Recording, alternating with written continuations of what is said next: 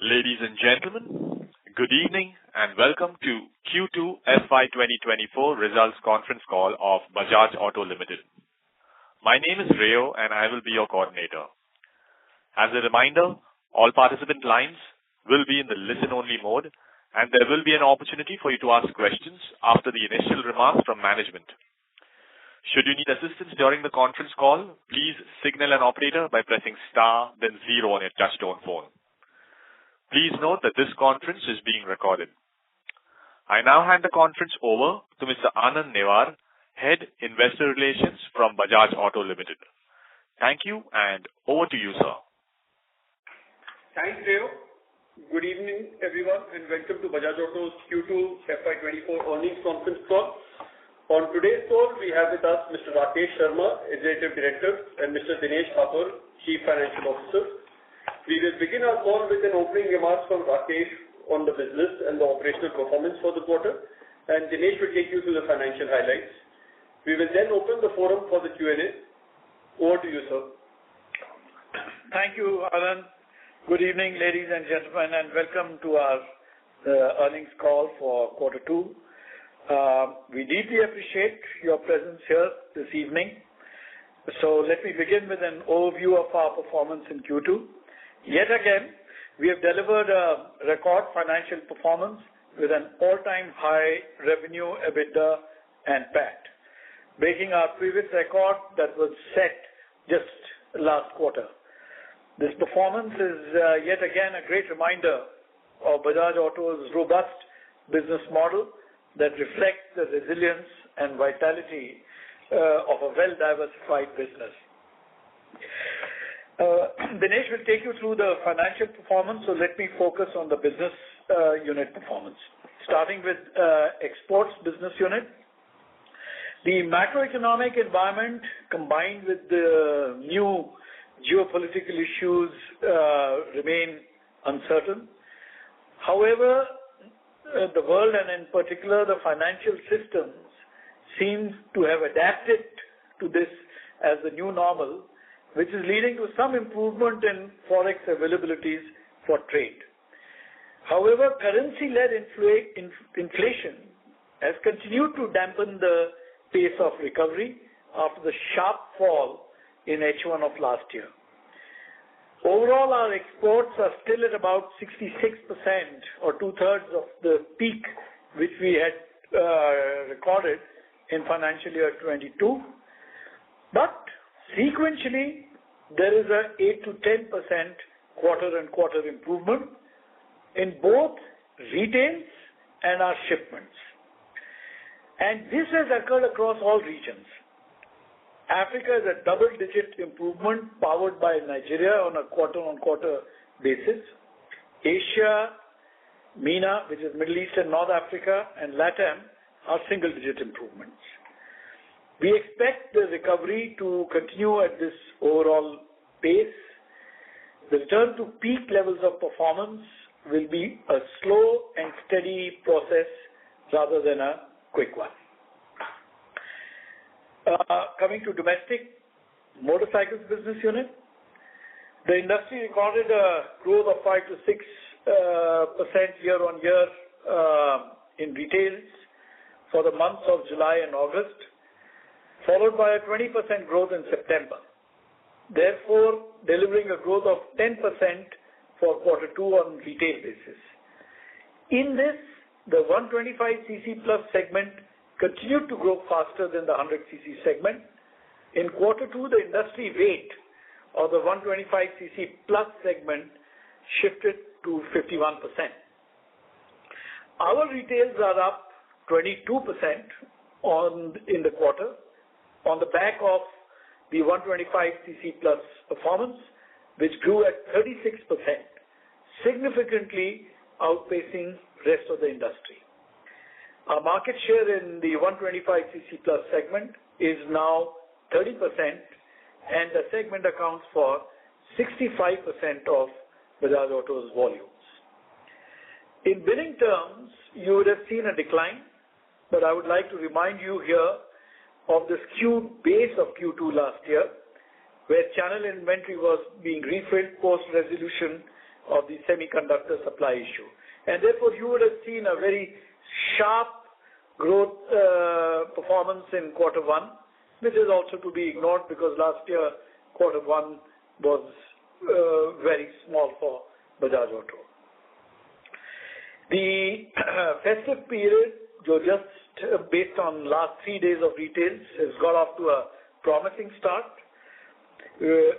Based on this and also the kind of consumer sentiment we saw during Ganesh Chaturthi, Onam in certain parts of the country, we expect the industry to grow at about 12 to 15% over a like-to-like period last year. You know, the festive period is 33 days and a lot of shifts by 15 days, calendar days every year.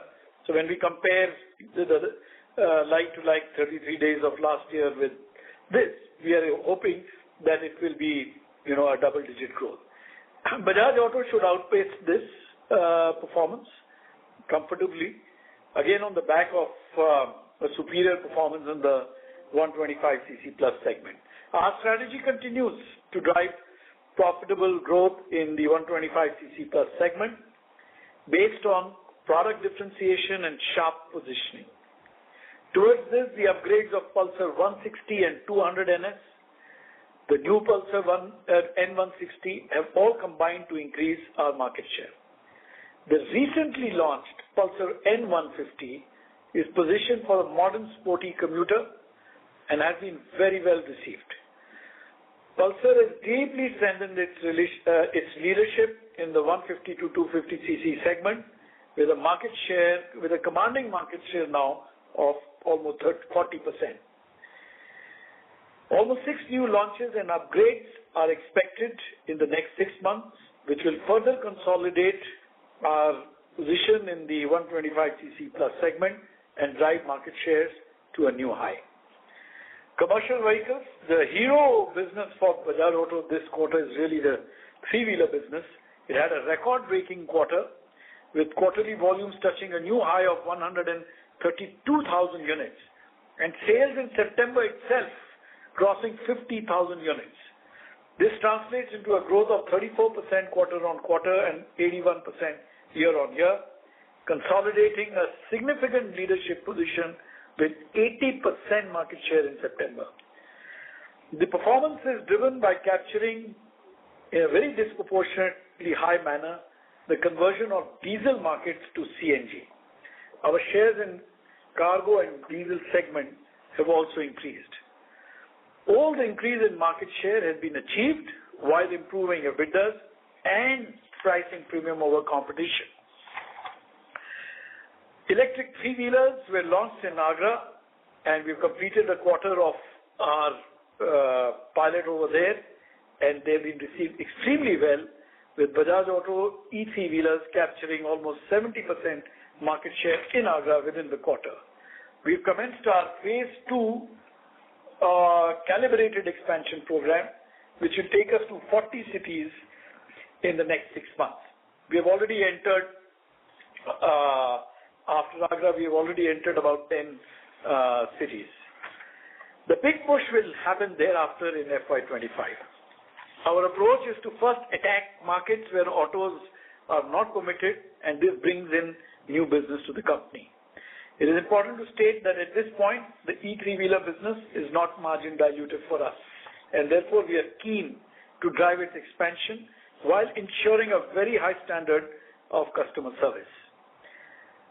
On Chetak, as mentioned before, supply chain work has increased our capacity and reduced costs, allowing us to open up the network, right price the product, and drive sales.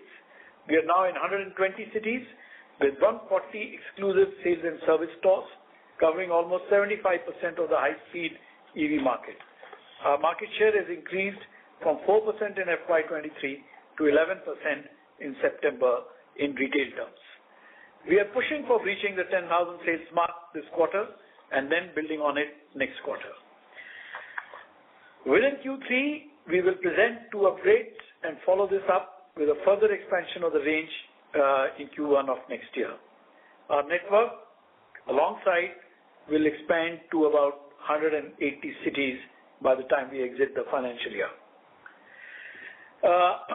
Our premium biking business, Triumph, as you know, it has received a tremendous response since its launch early last quarter. Deliveries of the Triumph Speed 400 commenced by end of July, and we have received an overwhelmingly positive customer as well as professional user feedback, pushing us to fast-track deliveries to over 8,000 units in quarter 2, and we have conducted already, tens of thousands of test rides. To support this momentum, we are building system capabilities on the front and the back end. Currently, we have a capacity of 5,000 to 7,000 units per month, which is being expanded further in coming quarters and should go up to about 10,000 units by the time we exit the financial year per month.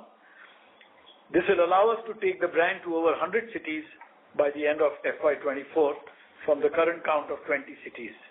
And all this through best-in-class exclusive stores. We've launched the Scrambler 400X early last week at an attractive price of 2.63 lakhs ex-showroom, with a promise of delivering an on-road, off-road finesse like its elder siblings, the Scrambler 900 and 1200. Very successful models worldwide. The early interest of this vehicle is encouraging. The professional feedback is also very inspiring, and we are eagerly awaiting for a similar customer adoption for the Scramblers as we had for Speed 400. Export of Triumph bikes will commence by end of this month or maybe just first 2-3 days of November. The product and prices have been unveiled in several international markets, and there is a palpable excitement about the arrival of the smaller Triumphs there. This quarter, we have also launched the all-new Generation 3 Duke 390s and 250s in the KTM range. These Generation 3, Gen 3 KTM Dukes are a very good leap forward, combining KTM's ready-to-race DNA and drawing from their largest sibling, the KTM Super Dukes.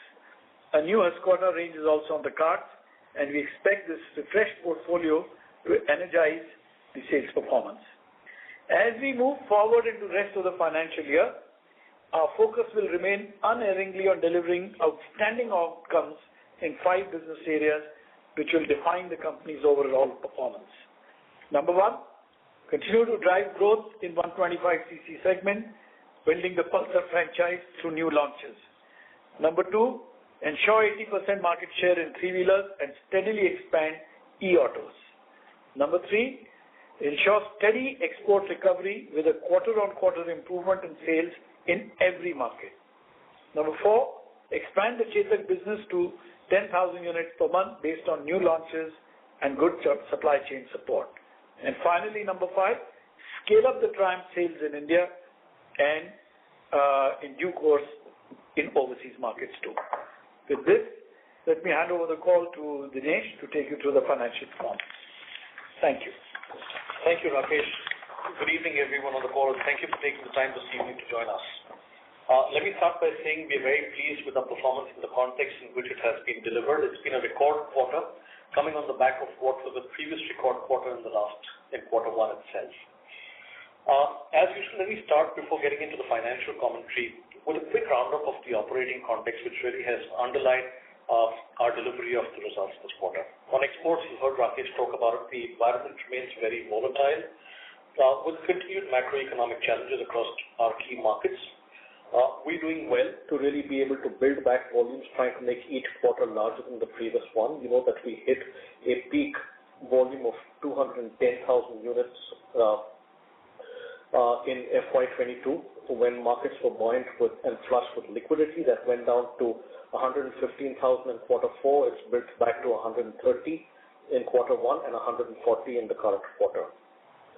On domestic motorcycles, overall industry motorcycle growth has continued with the first half being mid-single digit and Bajaj-AUTO clearly outpacing the market. And our continued thrust on leading premiumization of the 125cc upwards, which has augured well for mix as well, has seen us outstrip the market by quite a multiple. The market for commercial vehicles has remained buoyant over the last few months, which has also led to us registering a record performance. Industry, by and large, has revived to the pre-COVID levels, and we'd said this earlier that Bajaj had already recovered to pre-COVID levels a few quarters back, and we continue to outstrip the market and the industry. On commodities, by and large, I'd say that the basket was favorable. Commodity costs have softened, particularly on the metals complex.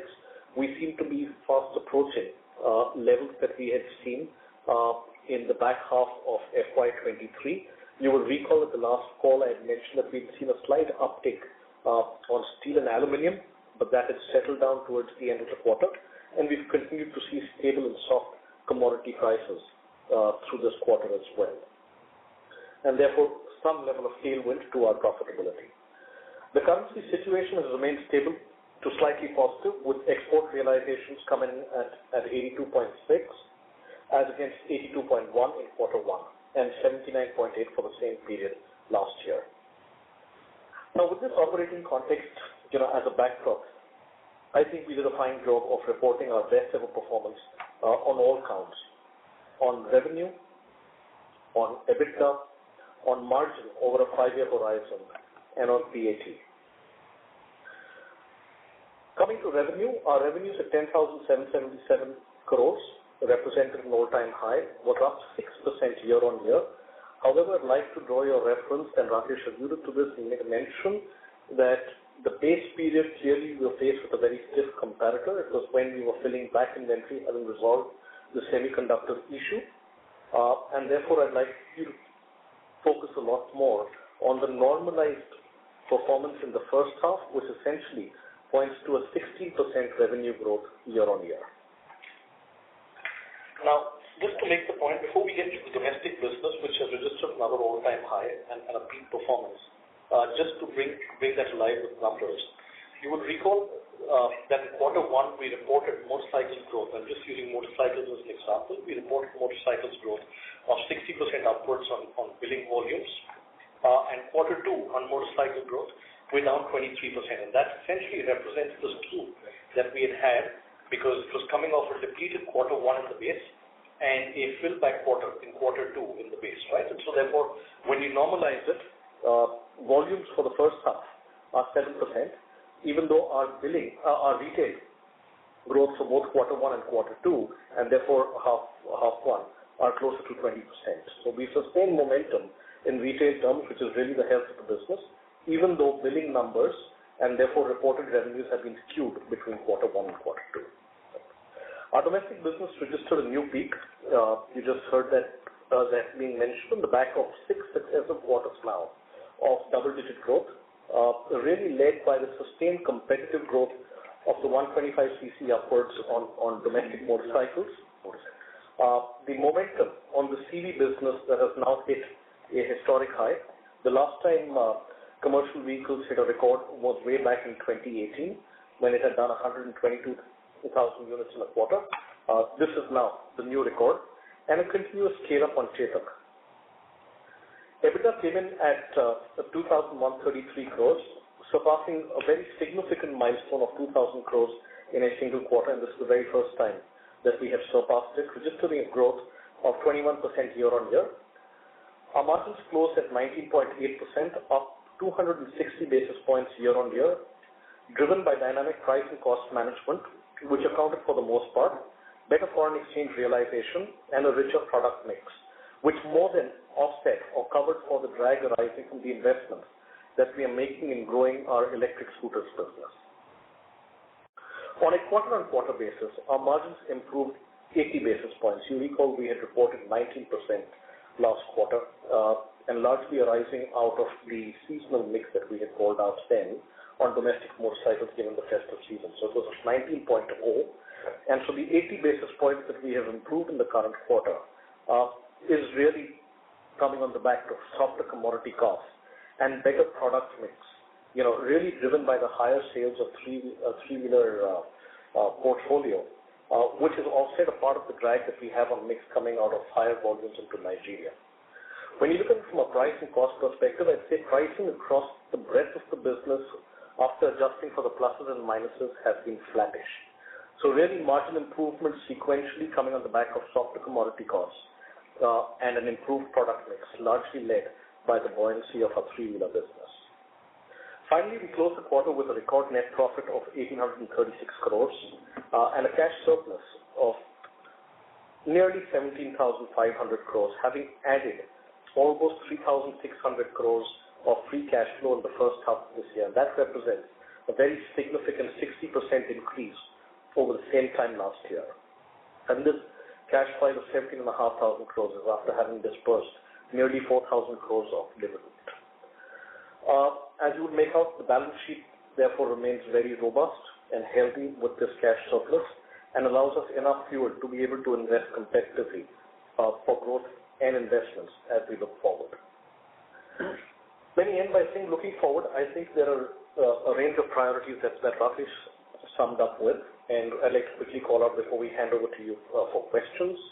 Our priorities, of course, remain to sustain the momentum that we are seeing in this business, both on top line and bottom line, win in the upcoming festive season, continue our market-beating growth on the M3 S1 125cc upwards segment, build back export volumes and really inch it up as we're seeing it gradually, try to make each quarter bigger than the previous one, in trying to get back to the heydays of the 200,000, which could still be some time away, but really inching up quarter by quarter. Step up Chetak's market share, which has now doubled over this last year from 5% to an exit share of 11% at the end of September, through a range of product interventions, activation, and network expansion.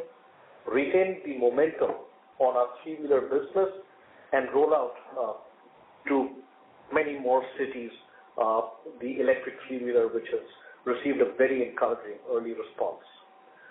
Scale up Triumph, and capacity is being built both at the back end and the front end to really cater to an expanded domestic network that will be covering almost 100 cities by the end of the financial year, and the start of the exports business that we hope to see in the next couple of months, essentially between December and Jan, as conversations with Triumph are underway. And lastly, to sustain profit and margin delivery through dynamic P&L management, and given the commodity cost situation as it stands, I expect it to be flattish in the quarter ahead, and so this remains a priority as we dynamically manage the business for growth to sustain our margin as we look into the quarter ahead. With this, I'd like to hand the session back to Anand and then open it up for questions. Thank you for your time. Thank you, Dinesh. Rio, we can open the forum for the Q&A. Sure, thank you very much. We will now begin with the question and answer session. Anyone who wishes to ask questions may press star and 1 on their touchtone telephone. If you wish to remove yourself from the question queue, you may press star and 2. Participants are requested to use handsets while asking questions. Ladies and gentlemen, we will wait for a moment while the question queue assembles. To ask questions, please press star and 1. The first question is from the line of Gunjan Tithyani from Bank of America. Please go ahead. Yeah, hi. Thanks, Dean, for taking my questions, and thanks for a really comprehensive update across businesses. Before I get to my question, I just wanted to check one quick thing. Were there any, one-time cost that we need to, keep in mind around Triumph launch in this quarter? Nothing of significance, Gunjan. There was, of course, a launch event which happened, but I wouldn't say in the overall scheme of things that was very significant. Okay, got it. Now, 2 questions from my side. Firstly, on this three-wheeler, clearly, this business has been surprising positively. I just wanted to understand if you can share your outlook in terms of what's really driving the market expansion here. And it was quite intriguing, when you mentioned that the margins for electric three-wheeler are actually not dilutive. So if you could just, share thoughts on how we should think about this business over the next 1-2 years, and this whole scale up of electric three-wheeler is it contribution margin positive? Is it EBITDA margin positive? If you can share some thoughts around that. So the ICE three-wheeler business its fundamental driver is the conversion. There are two things. One is, of course, in line with every other segment of the auto industry, there is a recovery post-COVID, and people are coming back on the streets, and there is traffic, and there is need for mobility, and the earnings of the three-wheeler drivers have improved, which has unlocked the retail finance. 90% of the business is financed. So those drivers have started to kick in and drive the business. The second thing is that the country is very decisively promoting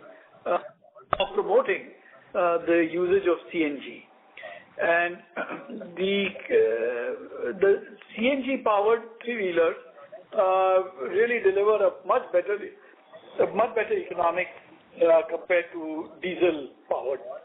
Now, traditionally, our market share in the diesel segment was much lower, but on the back of products which are really best in class, we have enjoyed a very high market share in CNG-powered vehicles. And so as soon as the pipeline network penetrates territory, we see a migration from diesel to CNG in a very powerful manner. And when that migration happens, the first choice is BAJAJ-AUTO. So therefore, we are seeing at a CNG passenger level a market share of 93%. Like, nobody is able to sell any CNG three-wheelers. And so much so that now the CNG distributors, like the public sector undertakings, they work very closely with us because, this auto line gives them a good 8 to 10% offtake of their CNG. So they're also very interested in making this happen. So the system is working well, and I think this should continue. There are still vast areas left where the network is rolling in. The numbers are not coming to my mind, but I think the government this year has got some idea of some 4,000 new pumps being put in, and the more they do that, the drive will continue. So the ICE business is set. The e-auto business. Now, if you see over the years, what has happened is that because the autos were restricted in large parts of north and east, it has given rise to this semi-organized industry of what we call the e-rickshaws, which are both lead acid and now, of course, lithium-ion powered. And the need for mobility, intracity mobility has been very, very strong in the smaller towns of northern India and northern. I'm sure if you travel to the Saharanpur, Lucknow, and these places, you would have seen how choked the system is with these small three-wheelers. And they are now 40-50% of three-wheel mobility, Now, when we enter with e-autos, they don't require permits. So there is a very strong possibility, even though e-autos are more expensive, there's a very strong possibility of converting the e-rickshaws, as they're known, to e-autos, provided they deliver, a value performance. So entire north and east is our first target, and there we don't sell too much of ICE autos, and we should be able to get the autos moving over there. I'm going to let Dinesh take on the margin point, but the pricing, the way we have done the pricing, we find that we are largely more or less agnostic to e-auto or e-auto or ICE auto. So to your point, we're driving for near parity margins between the e-auto and the ICE auto. Also helps, one, of course, incremental growth opportunity, but in many ways then it becomes agnostic of the fuel type, as we said, across markets. But to the point that you asked very specifically, yes, it is EBIT margin positive. And a few reasons. When you think of it, the contribution of the battery cost and therefore the cell cost to the overall cost is relatively lower compared to that of a two-wheeler. We've not added significant cost or establishment cost at the moment fixed cost. We're putting up the new EV three-wheeler factory in Waluj. That'll come up at the end of the year, but we're not really expanding fixed cost substantially for it to start getting the economics. Limited marketing and advertising spend, given the very strong equity that Bajaj has as it goes into a number of these markets. And the fourth factor really is that PLI adds on to it as well, because clearly domestic value addition in the case of three-wheelers is comfortably poised at well over 50% to allow of PLI to flow into the market. Okay, got it. This is super useful. Just second question, Dinesh, specifically to you, this dividend policy change.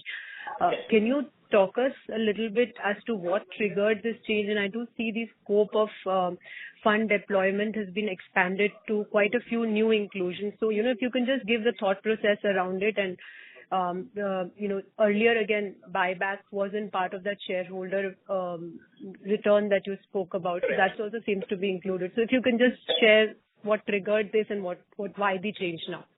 Yeah, thank you. First of all, thank you, Gunjan, for picking it up, because we were hoping it would come up in Q&A and therefore we would answer it.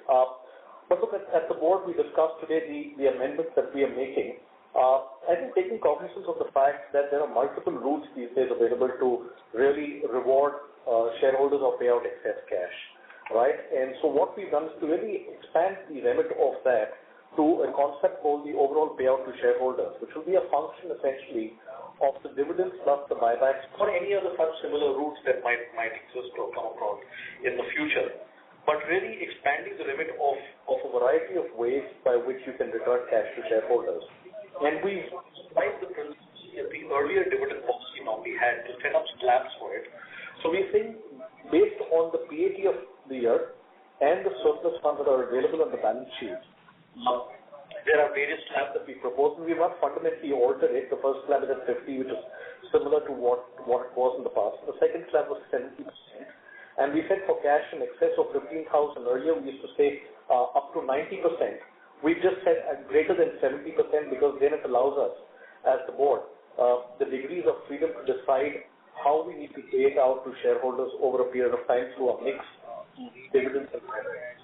So we've just expanded the remit to really call out that buybacks might be one more way of returning surplus cash to shareholders in the future, and remains the discretion of the board then to do it through a mix of dividends and buybacks. Okay, got it. Thank you so much. Thank you. Before we take the next question, we'd like to inform participants that in order to ensure that the management is able to address questions from all participants in the conference, please limit your questions to 2 per participant. The next question is from the line of Amyn Pirani from JP Morgan. Please go ahead. Yes, hi, good evening, and thanks for the opportunity. My first question was on exports. You mentioned that you are expecting a gradual recovery.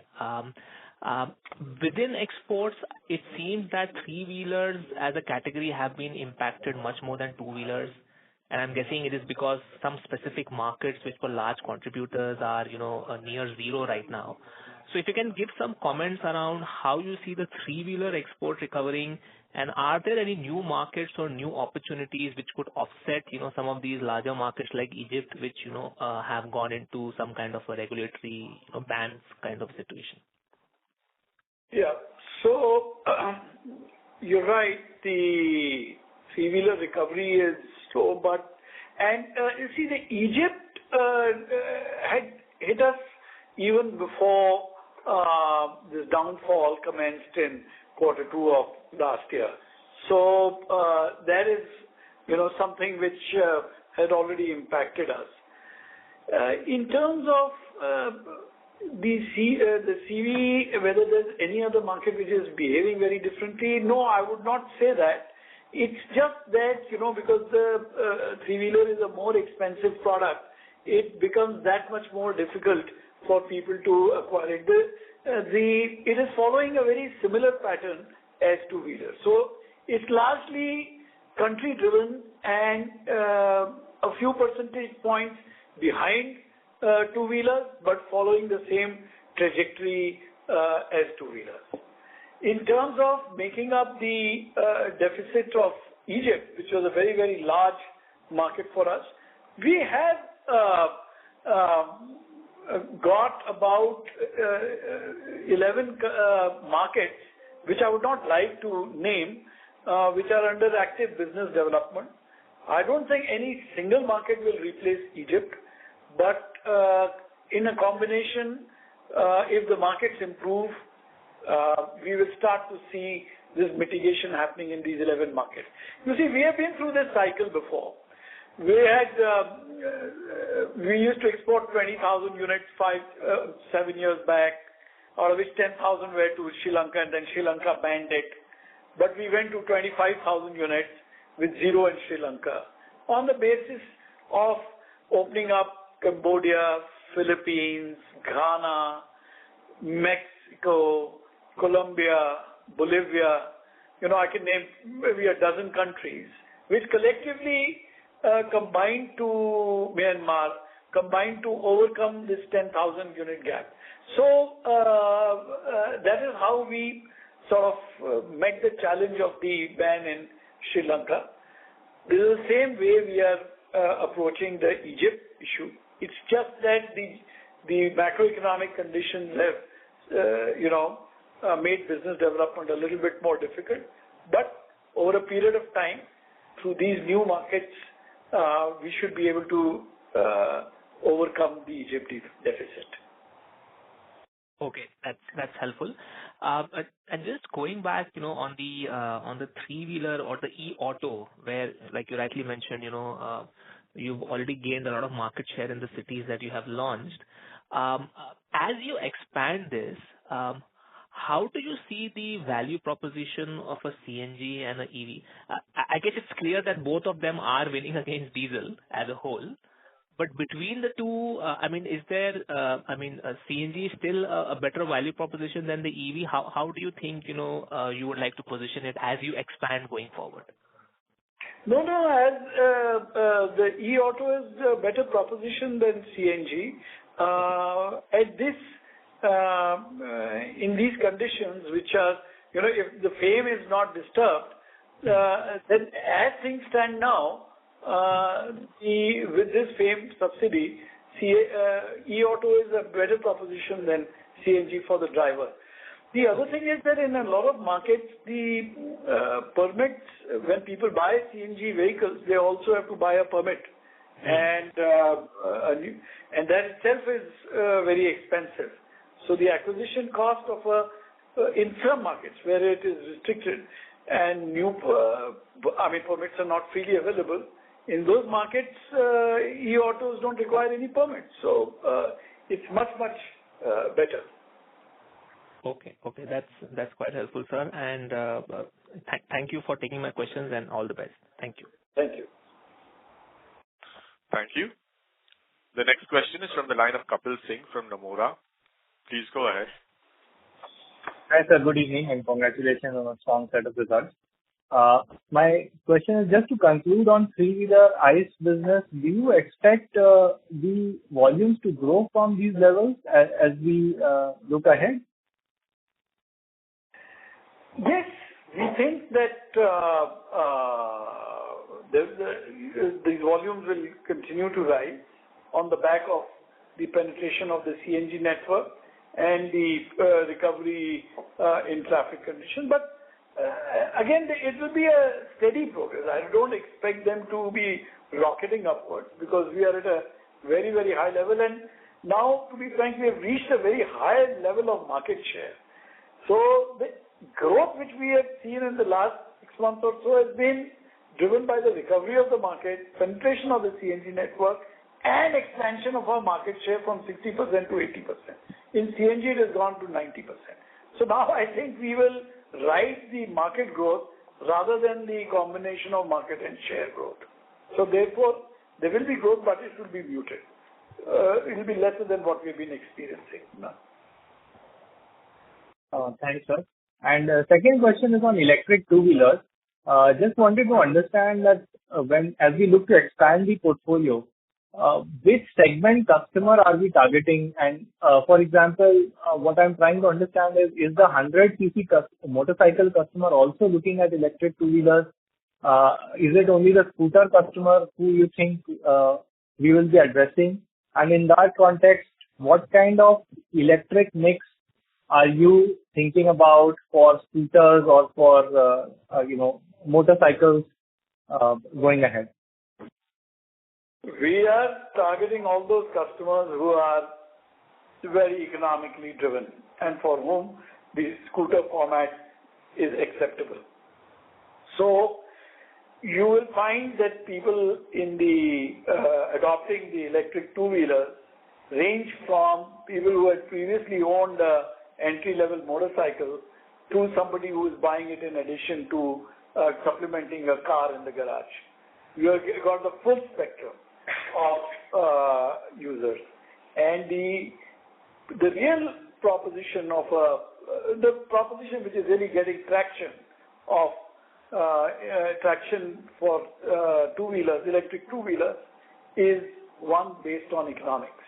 That simply as things stand now, people save money depending on how much they ride every month. But anybody riding 50 kilometers and above saves a substantial amount of money by shifting from ICE to electric. Just to conclude, I mean, do you think at some point the ICE two-wheeler industry sort of stops growing? Do you see that on the horizon in the next 2-3 years? I don't think so, because, if you sort of step back and see overall the penetration of ICE has been low, still some scope over there. The road building programs are always very good in terms of facilitating the sale of ICE, particularly for intercity commutes. And if you see, we have not yet recovered to the 18-19 peak as an industry. We are still at about 25-30% down over that peak. And I think the ICE industry very much dependent on how the economic recovery reaches the pockets of the customers at the bottom of the pyramid. As the economic recovery is happening, consumer optimism is improving. We are seeing an improvement in ICE, and therefore we don't see in the near term that e-two-wheelers are going to apply the brakes on ICE. They will continue to grow the penetration. Having said all this, we have to see the recent data. After the recent FAME reduction, you will see the data. The last 3 months, high-speed EVs have been only 65,000 units per month. Festive may pump it up for some time, but they're only 65,000 because the acquisition cost is very high. It makes monthly sense, but the acquisition cost is still high. Most of the three-wheelers, the on-road prices are, our two-wheelers are 1.25, 1.3 lakhs. And the customer who is really receptive to this is the economically sensitive customer. So it's largely that is the segment. So therefore, the penetration is sort of slowed down. Thank you very much, sir. Great answer, and wish you all the best. Thank you. Thank you. The next question is from the line of Chandramouli Muthiah from Goldman Sachs. Please go ahead.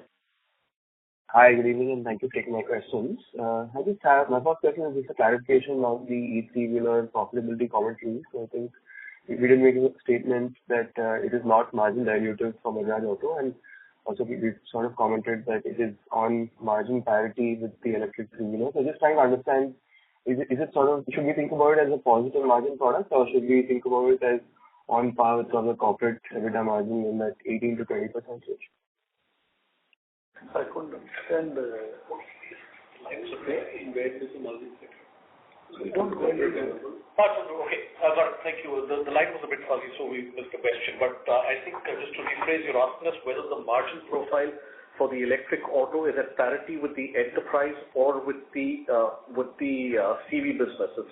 If that's your question, I mentioned that the margin is at parity with our CV business after considering the impact and the benefit of the PLI. Got it. That's helpful. My second question is on the electric two-wheeler business. So you did mention a plan to get to 10,000 plus units per month there, and I think there was some commentary on the number of products that you might launch in the remainder of this fiscal year and in next fiscal year. So if you could just clarify again, sort of what is the product pipeline in terms of sort of number of launches you're planning this fiscal year and next fiscal year on the electric two-wheelers? Chetak and Tran. Okay.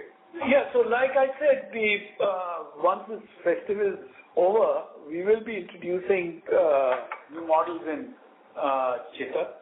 And by the time we are sitting down at this time, let's say next year, we will have a much fuller range.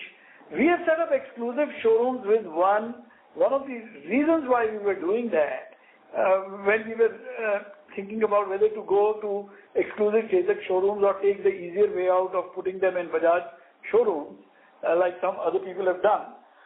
It was because we were sure that as this market grows, it is small right now, it's only 65,000 units, 70,000 units. It's small, but as it grows, it will need to be segmented and these segments will need different products. And we can see in the market also, some companies have got a range of products. And you can't do justice to a range of products without having an exclusive showroom. So that's the reason that is always there in our mind. And so we're starting from post-festive, we will have introductions which will expand the range. So you can expect something starting from, let's say, November onwards, and then something by end of quarter 4, and then further on in quarter 1 and quarter 2. These products will be introduced. Got it. Thank you very much. I cannot really talk about what specific products, etc. at this stage. Got it. Thank you so much for your responses and all. Yeah, but just suffice it to say that we are we are now in a phase where we are going to expand the business volumetrically, expand the retail network substantially, and expand the range. So we are in that phase now, which you would have already seen with the rise in market share. Now we are only hoping that FAME doesn't play a spoiler and doesn't retard the penetration rate, which has stagnated in the recent past. Got it.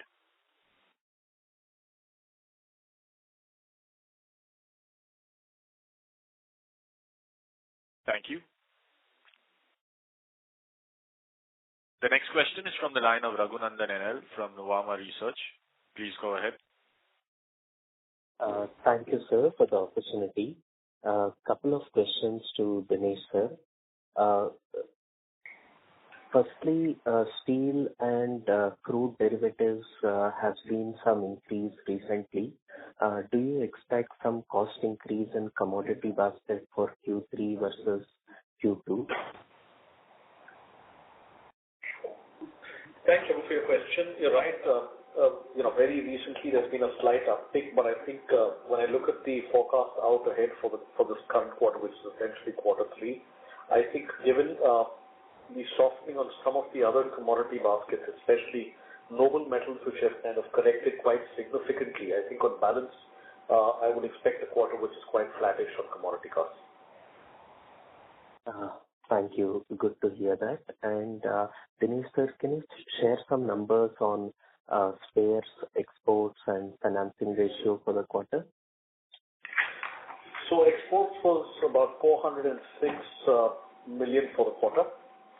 You have our exchange rate which we have given, right? 82.6. and finance penetration.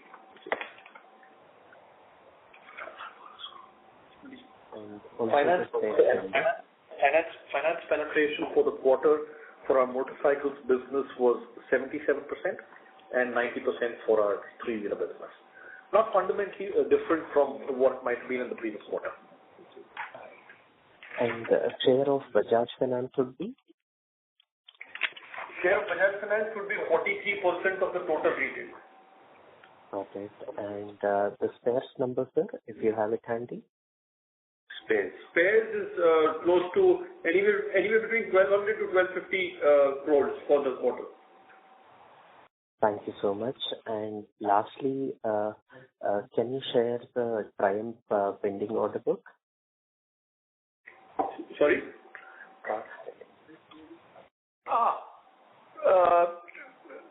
Quite frankly, I don't have that number readily. I don't have that number readily in my mind, but because we have stopped monitoring it, we were only monitoring the bookings when we launched the booking campaign. So now it has gone into business as usual, as it is with Chetak or as it would be with any of the motorcycle or three-wheeler businesses, where it's not something which we are really looking at. Before the deliveries had started, we were monitoring, and we reached something like 18,000 at that point of time. We have delivered 8,000, but there has been fresh bookings also. So you can assume that it is still, around the 10,000, if not upwards mark. Thank you so much, sir. Wishing you all the best. Thank you. Thank you. The next question is from the line of Mumuksh Mandelsha from Anand Rathi. Please go ahead. Thank you so much for the opportunity. So with strong festive growth expected, led by uptick in consumer sentiments, how do you see the full year two-wheeler domestic industry growth versus the earlier guidance of 5 to 8%? And can you indicate what could be driving the better consumer sentiment there? Well, I would sort of wait till November end to see whether, this sparkle of festive growth is like that fully, or it is a more sustained improvement in the fortunes of the industry. Because one thing which we have noticed over the years, which you would have also picked up, is that the highs and lows have become sharper. I mean, earlier if festive accounted, if the 33 days of festive accounted for 15%, 17% of the year, 12 months means 8% on the average for each month, but festive would account for double, which would be 16, 17. Now it has become 20%. So we cannot extrapolate this 20% and say that that's how the balance of the year would be. So therefore, I say that one would need to look at post-festive November to really take a call whether the fortunes of the industry have decisively shifted from the 8% range to the double-digit range or not. Right now, I would say, if you are taking a full year's viewpoint, I would still say that, 5 to 8% is where the trajectory is.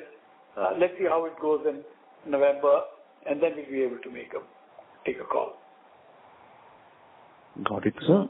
And just on the EV potential for exports market for both two-wheeler and three-wheeler, just want to understand, has those markets also developed any EV ecosystem there? The penetration of electric two-wheelers outside of Europe and rest of the world is very low, but they are on the horizon, and everyone is dealing with the issues of cost, price, margin, range anxiety, and battery life and things like that. The ecosystem, I must say, is outside of Europe is not as well developed as it is in India.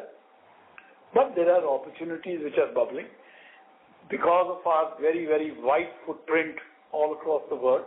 Obviously, we are monitoring these, both for two-wheelers and three-wheelers. And appropriately, we will enter some of these markets. It's very much in our planning. And again, I don't want to sort of jump the gun and announce which markets we are entering, but very much in the planning. Thank you so much for this.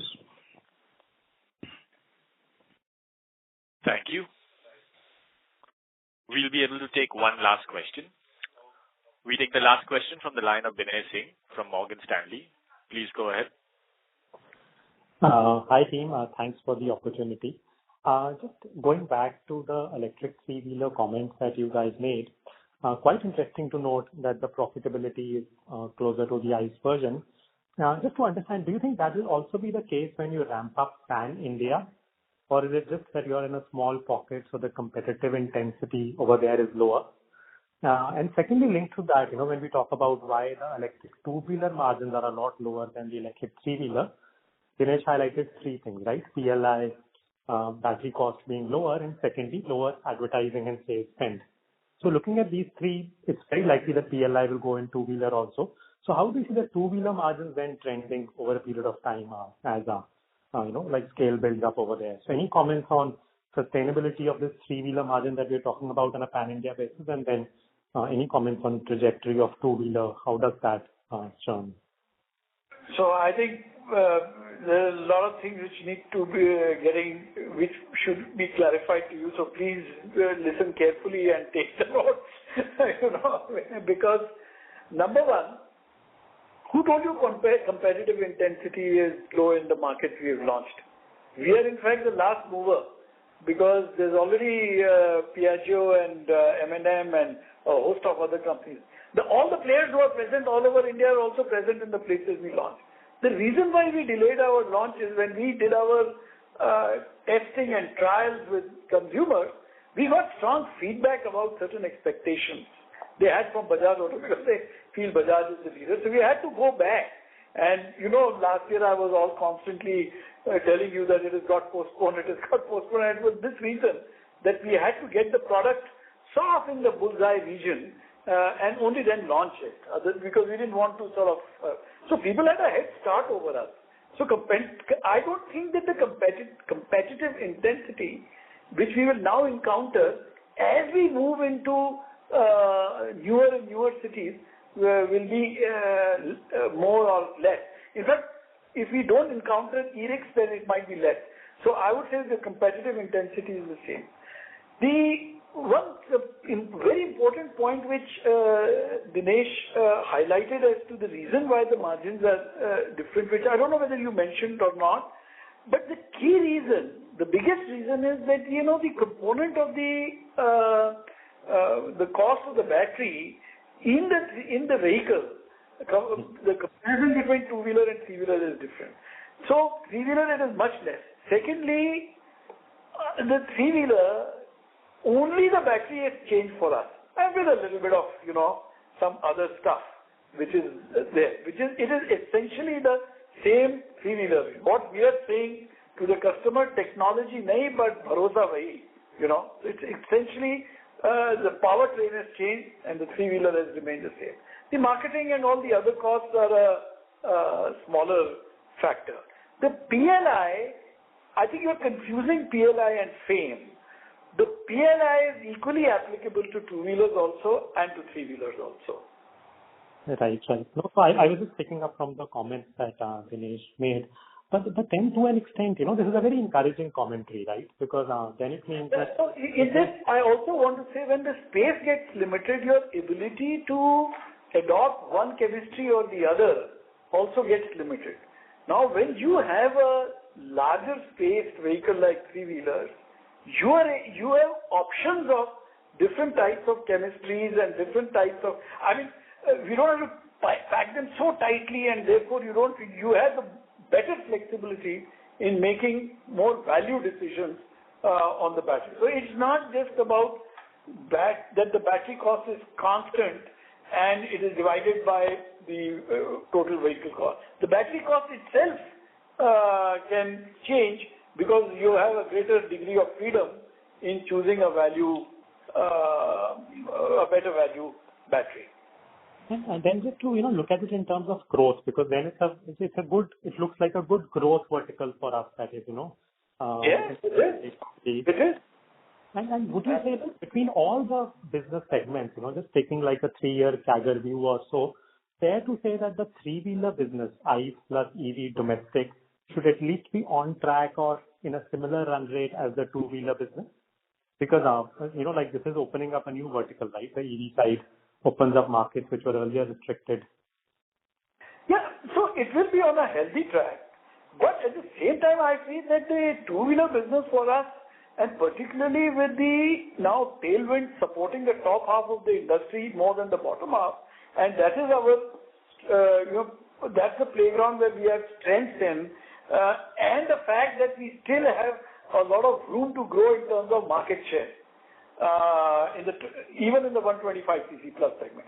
Now the whole, the 250 to 500cc segment is opening up for us, thanks to the Triumph collaboration with Triumph. I mean, where we were in a very, very marginal presence through Dominar 400 and a little bit of KTM. This is a vast segment which is opening up. And the 125cc plus segment also offers us continued opportunities to increase market share. And for that, we are well placed in terms of, our DNA is product innovation and leveraging R&D and all that. So I would say that the two-wheeler business also has got very significant upside opportunities for growth.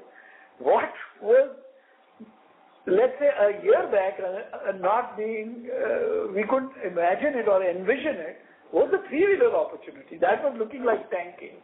But thanks to the surge in CNG and thanks to the recovery, and now, of course, the ability to take the e-auto and cannibalize the e-rick, three-wheeler business also comes back very strongly as a growth vector for us. Just lastly, how many electric three-wheelers did we actually sell in the quarter? Just last question. 600. Okay. Great. Thanks a lot, team. Thanks. I don't know whether, I'm guessing you're aware of it, but, just for it to register with the rest of the audience, the PLI is about 13% once, DVA norms are met. And we're clearly meeting them very comfortably because we already have an existing auto business, a three-wheeler business. So really the benefits of localization are being extended to that business. So therefore we're meeting the DVA norm quite comfortably. And also it helps with the proportion of the battery pack to the overall cost is much lower. So when you're meeting the DVA percentage, the upside that you get on PLI is 13%, which is quite significant. And that in many ways helps bridge the economics of the e-auto with the ICE auto. And that you are getting the PLI incentive. So is it already something that you are getting, or you've started to? There's a process that the government's mandated, which we are going through, which essentially involves a certain process that has to be followed with the testing agency registration and eventual certification for PLI. So we're going through the hoops on that one.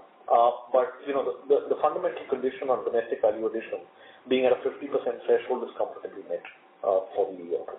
So in a way, in this quarter, there is obviously no PLI incentive. There's no PLI, yeah, because we started, and I think because we were product ready and we clearly wanted to do a calibrated launch, so we've launched without the benefits of the PLI coming into the financials at the moment. But we're going through the process of clearly its certification. So we should have it at some point. Great. Thanks for that, Dinesh. Thank you very much. We'll take that as the last question. I would now like to hand the conference back to Mr. Anand Newar for closing comments. Thank you everyone for joining the call. I can see a few participants still waiting for us to ask questions, and I'm happy to take those questions after 8 p.m. today. Thank you, and thank you for a great festive. All the best. All the best for a great festive, yeah. Thank you everyone for your time. Thank you very much. On behalf of Bajaj-Auto Limited, that concludes this conference. Thank you for joining us, ladies and gentlemen. You may now disconnect your lines.